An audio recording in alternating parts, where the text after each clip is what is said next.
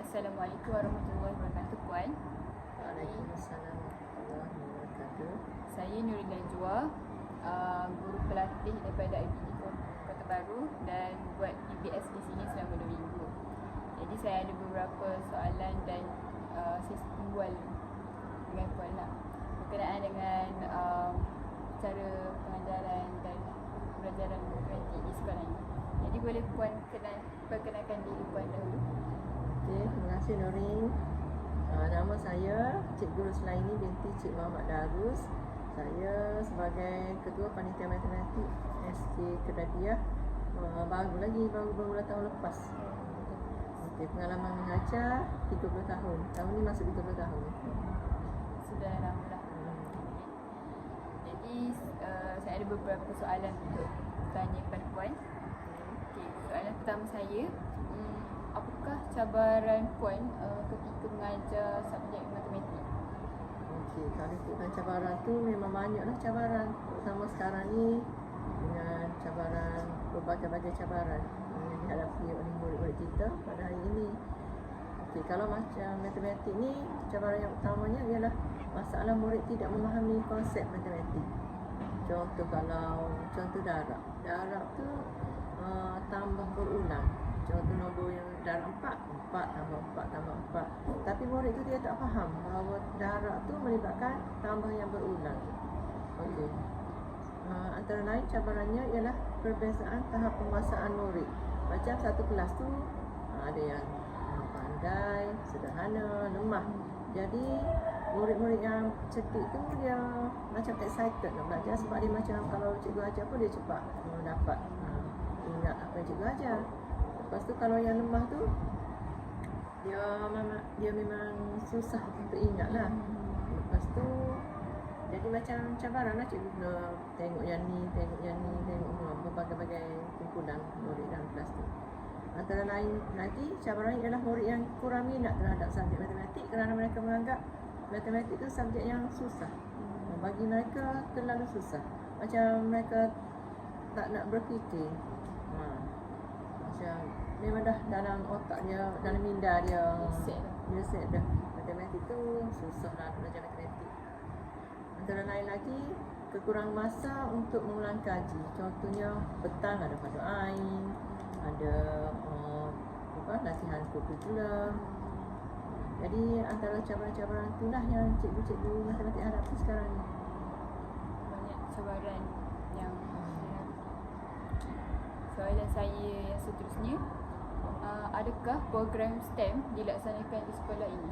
Ya, program STEM diadakan setiap tahun di sekolah ni.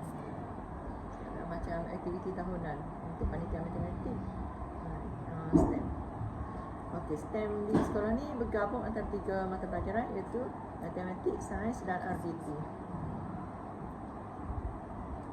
Ada lain lagi? Boleh tanya? Apa program-program yang terkandung di bawah STEM? Program STEM ni kalau matematik tu kita adakan kuis, adakan pertandingan buku scrap, lepas tu aktiviti baca CV.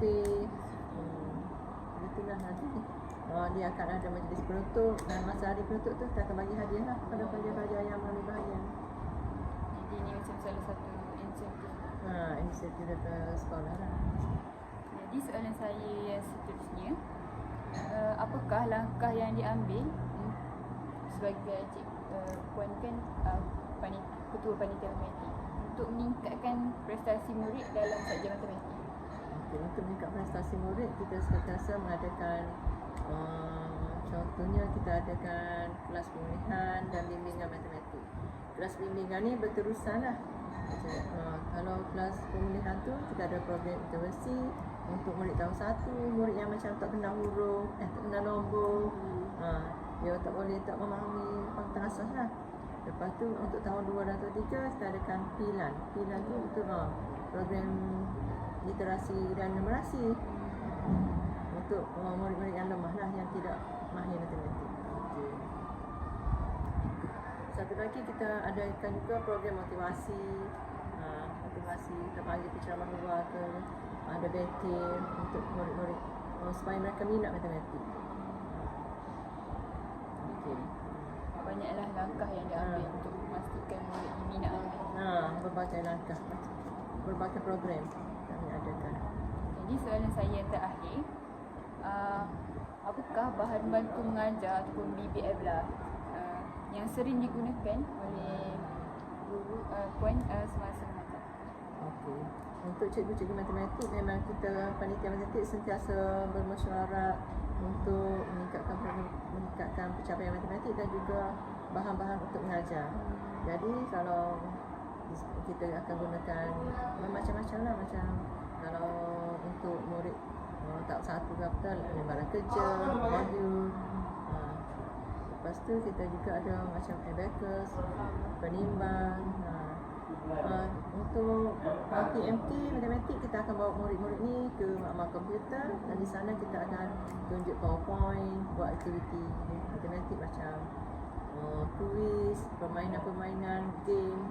Murid akan seronok lah untuk matematik dengan permainan game, dengan game game matematik guna Canva apa kan. Jadi murid seronok. BBM yang digunakan pun seiringlah dengan perkembangan teknologi. Jadi kita akan untuk Google Classroom, kita akan bagi soalan melalui Google Classroom juga. Jadi murid boleh buat aktiviti melalui iPad apa dia. Jadi saya rasa setakat itu sahajalah perlumbaan kita dan soalan-soalan yang saya diberikan. Terima kasih puan atas kerjasama yang diberikan. Okey, terima kasih juga Nuri. Semoga menjadi guru yang cemerlang pada hari nanti. Terima kasih. Tak tidak.